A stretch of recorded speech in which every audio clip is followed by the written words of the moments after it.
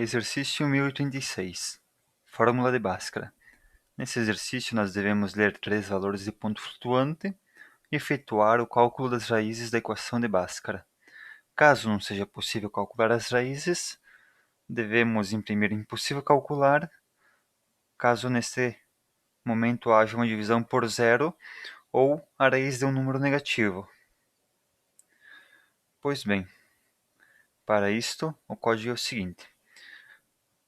Já vou deixar claro que este foi um dos meus primeiros códigos, portanto, talvez sim, há maneiras mais otimizadas de calcular isto, mas eu preferi fazer de uma maneira simples.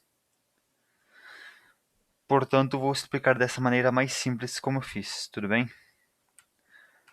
Aqui, o que eu farei?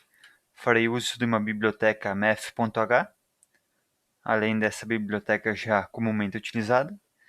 Como é de ponto flutuante, fiz um double, que é de dupla precisão. Farei agora um scanf de A, B e C, que serão os valores dados inicialmente aqui. Com isso, sendo delta b ao quadrado menos 4 vezes A vezes C, eu farei uma checagem C. A é diferente de zero, pois lembrem-se que ele não pode dividir por zero, e se o delta for maior ou igual a zero, pois caso ele seja menor, as raízes não serão reais.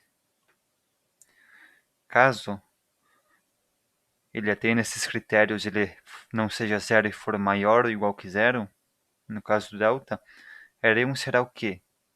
Será menos b mais a raiz quadrada de delta dividido por 2 vezes a.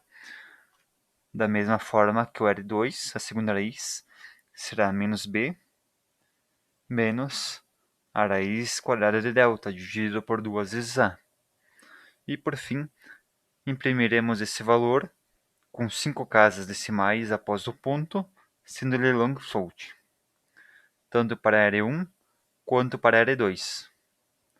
Caso contrário, será exibido na tela impossível calcular, caso isso daqui não seja satisfeito. Por fim, neste caso, eu mostrei o código, mas como veremos, até o momento que eu fiz a instalação desse software não consegui configurar o uso para a biblioteca externa math.h, mas, de qualquer forma, como podem ver, foi resolvido da mesma forma que estava lá, mas de uma forma um pouquinho mais iniciante, que foi um dos meus primeiros códigos, está totalmente funcional. Só testar.